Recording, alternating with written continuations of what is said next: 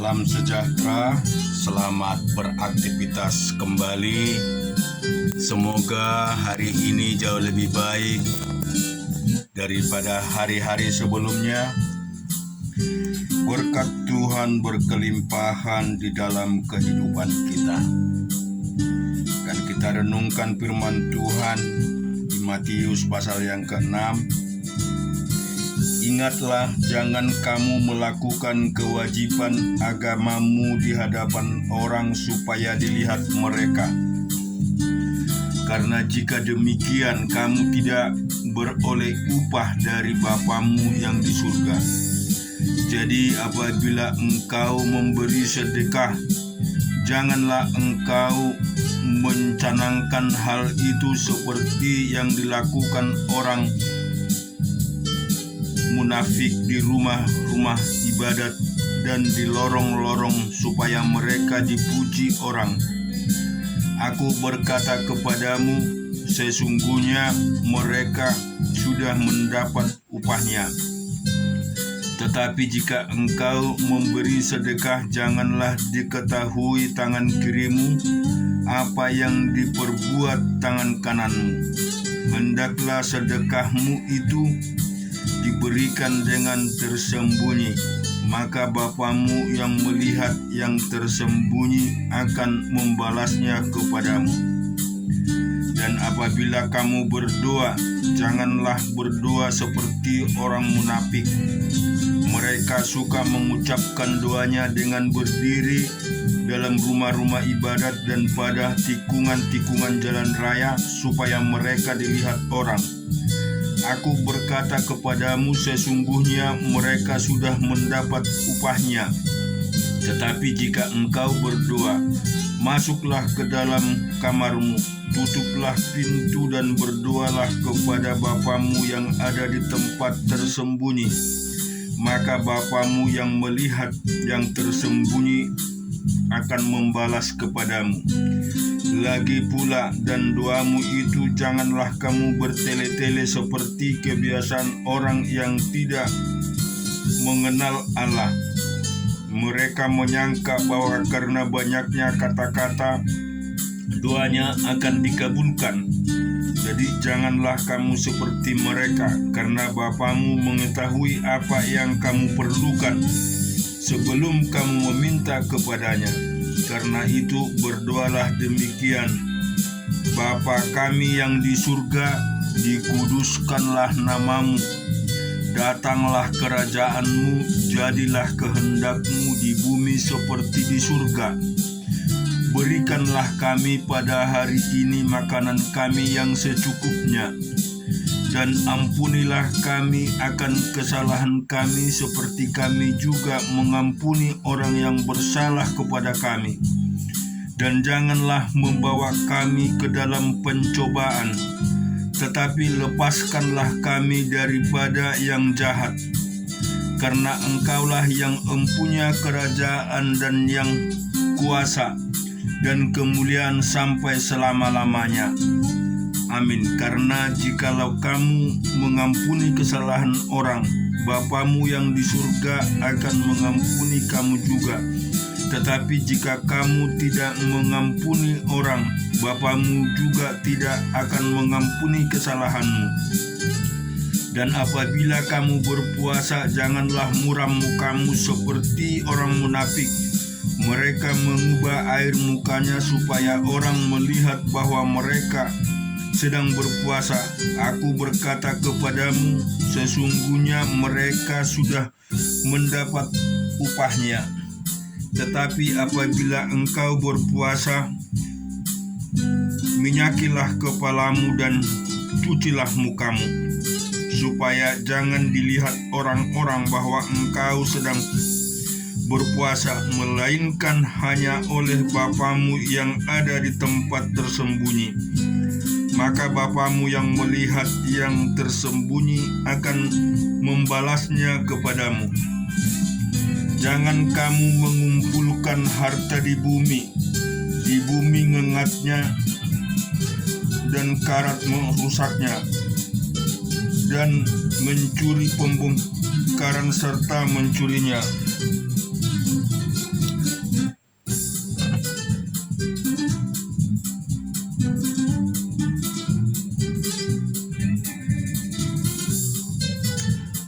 tetapi kumpulkanlah bagimu harta di surga. Di surga ngengat karat tidak akan merusakkannya, dan pencuri tidak akan membongkar serta mencurinya. Karena di mana hartamu berada, disitulah juga hatimu berada. Mata adalah pelita tubuh. Jika matamu baik, teranglah seluruh tubuhmu. Jika matamu jahat, gelaplah seluruh tubuhmu. Jadi jika terang yang ada padamu gelap, betapa gelapnya kegelapan itu. Tak seorang pun dapat mengabdi kepada dua tuan. Karena jika demikian, ia akan membenci yang seorang dan mengasihi yang lain. Atau ia akan setia kepada yang seorang dan tidak mengindahkan yang lain. Kamu tidak dapat mengabdi kepada Allah dan kepada Mamon.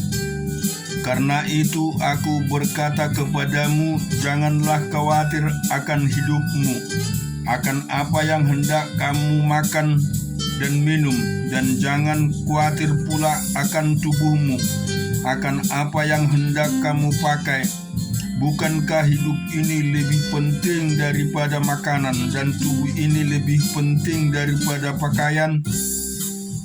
Pandanglah burung-burung di langit, yang tidak menabur dan tidak menuai dan tidak mengumpulkan bekal dalam lumbung, namun diberi makan oleh Bapamu yang di surga. Bukankah kamu jauh lebih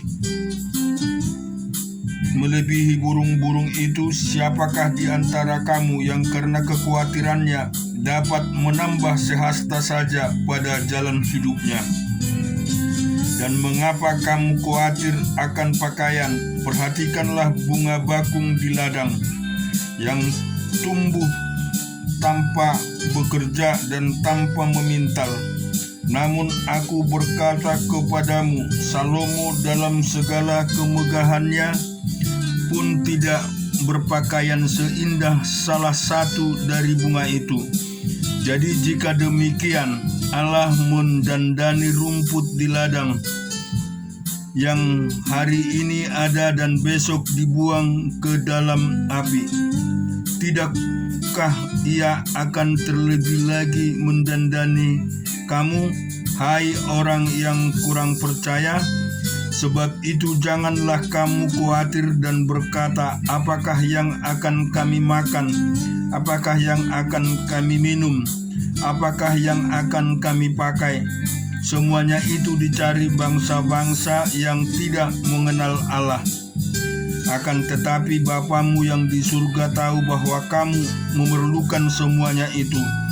Tetapi carilah dahulu kerajaan Allah dan kebenarannya, maka semuanya itu akan ditambahkan kepadamu. Sebab itu janganlah kamu khawatir akan hari besok, karena hari besok mempunyai kesusahannya sendiri. Kesusahan sendiri cukuplah untuk sehari. Kita juga akan renungkan di Kejadian 16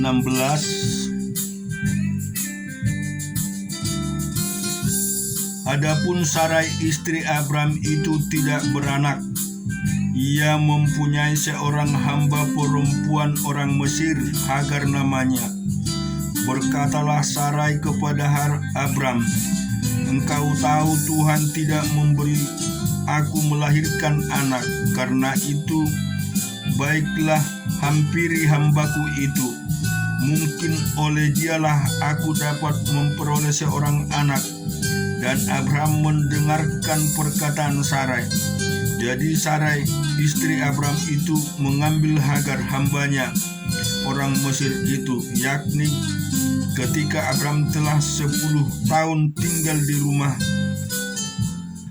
di tanah Kanaan, lalu memberikan kepada Abram suaminya untuk menjadi istrinya.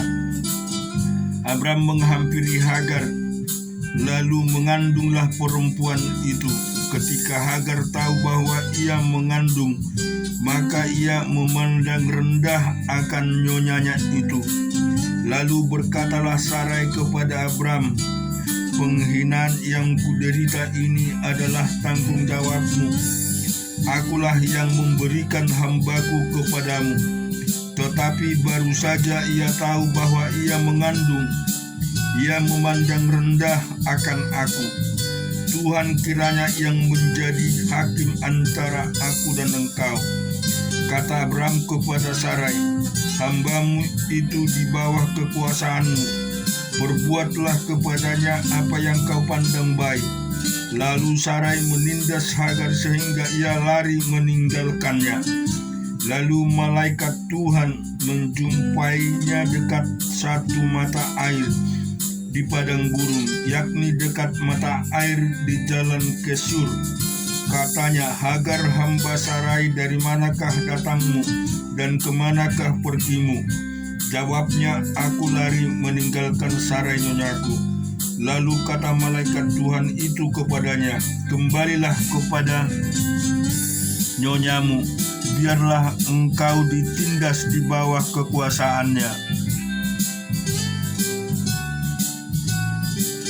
Lagi kata malaikat itu kepadanya, "Aku akan membuat sangat banyak keturunanmu, sehingga tidak dapat dihitung karena banyaknya." Selanjutnya kata malaikat Tuhan itu kepadanya, "Engkau mengandung dan akan melahirkan seorang anak laki-laki dan akan menamainya Ismail, sebab Tuhan telah mendengar tentang penindasan atasmu itu, seorang laki-laki yang lakunya seperti keledai liar. Demikianlah nanti anak itu, tangannya akan melawan tiap-tiap orang dan tangan tiap-tiap orang akan melawan dia, dan di tempat kediamannya ia akan menentang semua saudaranya." Kemudian Hagar menamakan Tuhan yang telah berfirman kepadanya itu dengan sebutan, "Engkaulah El Roi," sebab katanya, "Bukankah di sini kulihat dia yang telah melihat aku?" Sebab itu sumur tadi disebutkan orang Sumur Lahai Roi, letaknya antara Kades dan Beret. Lalu Hagar melahirkan seorang anak laki-laki bagi Abram, dan Abram menamai anak yang dilahirkan Hagar itu Ismail. Abram berumur 86 tahun ketika Hagar melahirkan Ismail baginya. Kita juga akan baca di Bilangan pasal yang ke-9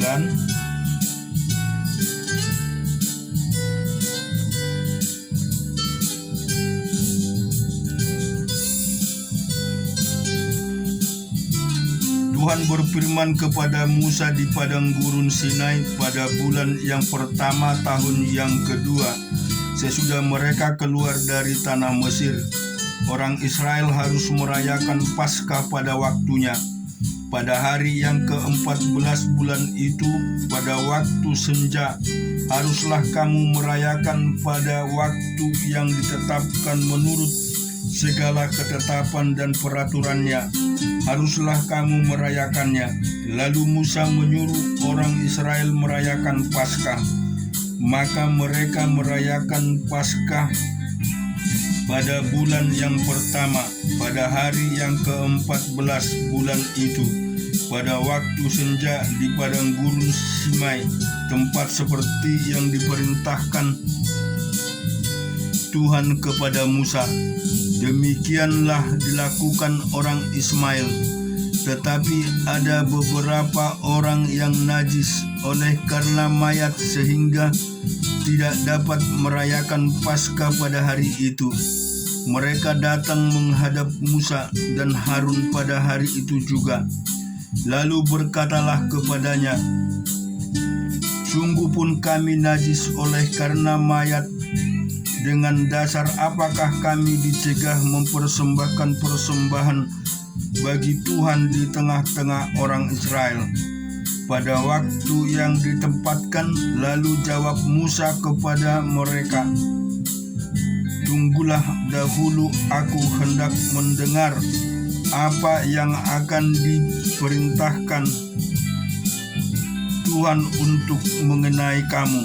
Lalu berfirmanlah Tuhan kepada Musa, "Katakanlah kepada orang Israel, apabila salah seorang di antara kamu atau keturunanmu najis oleh karena mayat, atau berada dalam perjalanan jauh, maka ia harus juga merayakan Paskah bagi Tuhan.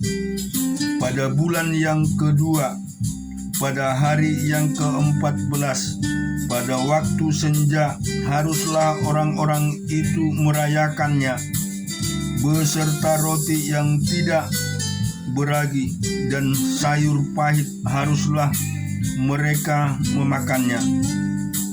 Janganlah mereka meninggalkan sebagian daripadanya sampai pagi, dan satu tulang pun tidak boleh dipatahkan mereka. Menurut segala ketetapan Paskah harus mereka merayakannya. Sebaliknya, orang yang tidak najis dan tidak dalam perjalanan tetapi lalai merayakan Paskah, orang itu harus dilenyapkan dari antara orang-orang sebangsanya, sebab ia tidak mempersembahkan persembahan yang kepada Tuhan pada waktunya. Orang itu akan menanggung akibat dosanya. Apabila orang asing yang telah menetap padamu hendak merayakan Paskah bagi Tuhan, maka haruslah ia merayakan menurut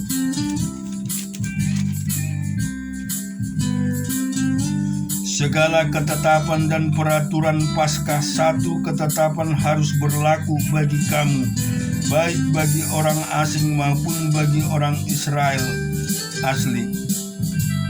Pada hari didirikan kemah suci, maka awan itu memuji kemah suci, kemah hukum Allah.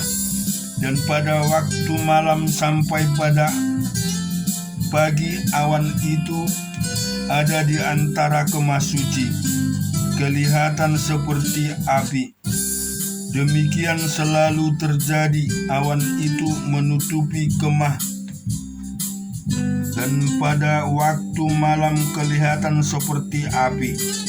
Dan setiap kali awan itu naik dari atas kemah, maka orang Israel pun berangkatlah, dan di tempat awan itu diam, di sanalah orang Israel berkemah. Atas titah Tuhan orang Israel berangkat, dan atas titah Tuhan juga mereka berkemah. Selama awan itu diam di atas kemah suci, mereka tetap berkemah. Apabila awan itu lama tinggal di atas kemah suci, maka orang Israel memelihara kewajiban kepada Tuhan, dan tidaklah mereka berangkat.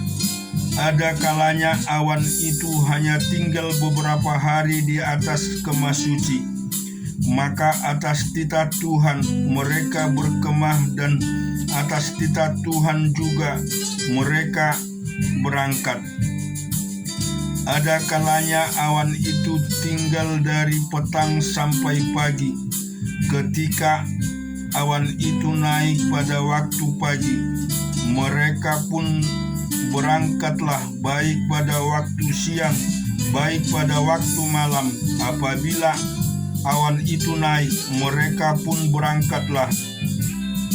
Berapa lama pun juga awan itu diam di atas kemah suci, baik 2 hari, baik sebulan atau lebih lama, maka orang Israel tetap berkemah dan tidak berangkat. Tetapi apabila awan itu naik, barulah mereka berangkat.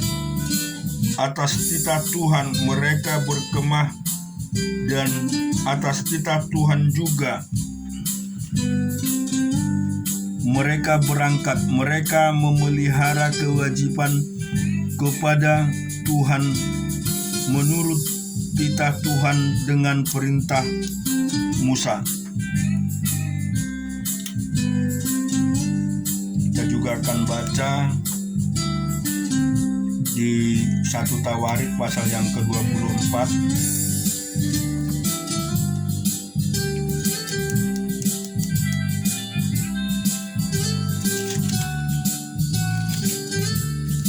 Inilah rombongan anak Harun. Anak Harun ialah Nadab, Abihud, Eleazar, dan Itamar.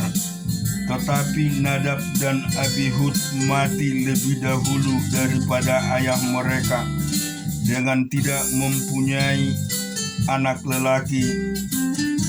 Maka yang memegang jabatan imam ialah Eleazar dan Itamar. Daud bersama-sama Zadok dari Bani Eleazar dan Abimelek dari Bani Itamar membagi-bagi mereka menurut jabatan mereka dalam penyelenggaraan ibadah. Lalu ternyata bahwa di antara keturunan Eleazar ada lebih banyak kepala kaum daripada di antara keturunan Itamar. Sebab itu orang membagi-bagi mereka sebagai berikut. Untuk Bani Eleazar 16 orang kepala puak, tetapi untuk Bani Itamar 8 orang kepala puak. Dan orang membagi-bagi mereka dengan membuang undi tanpa mengadakan perbedaan, sebab ada pemimpin kudus dan pemimpin-pemimpin Allah, baik di antara keturunan Eleazar maupun di antara keturunan Itamar. Dan Semaya bin Etamea Pamitera itu seorang Lewi menulis nama mereka di depan raja, di depan pembesar-pembesar Itama Jodak, Ahimelek.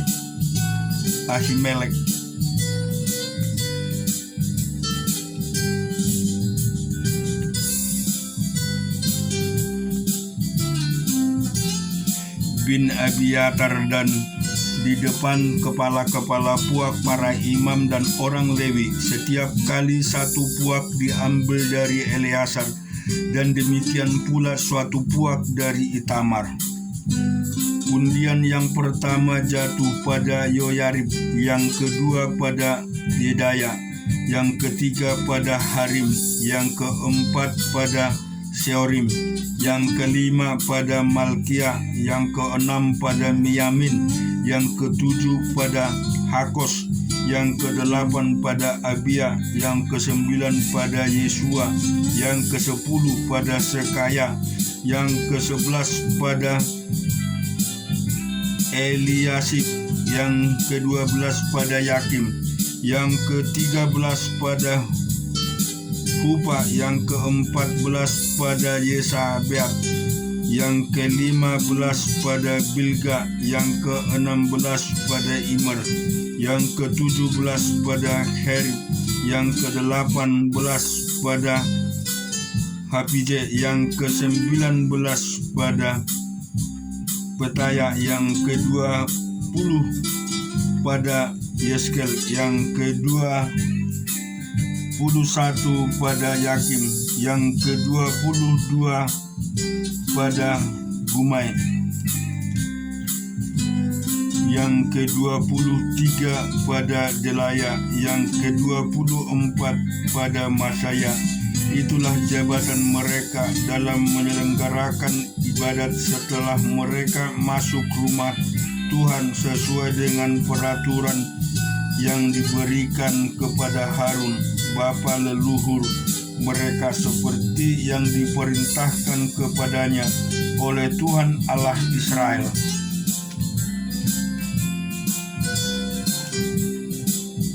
Golongan yang masih tinggal dari Bani Lewi, dari anak-anak Aram ialah Subahel, dari anak-anak Subahel ialah Yadeya, dari anak-anak Rebaya ialah Yesia seorang kepala, Dari orang Eliasar ialah Selamot. Dari anak-anak Selamot ialah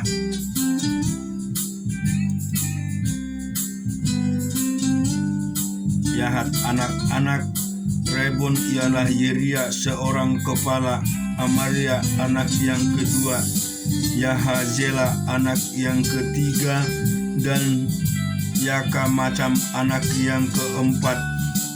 Anak Yusel ialah Milkan. Dari anak-anak Mika ialah Samir. Saudara Mika ialah Yesia. Dari anak-anak Yesia ialah Zakaria. Keturunan Merari ialah Mahil dan Musi, juga anak-anak Yasia.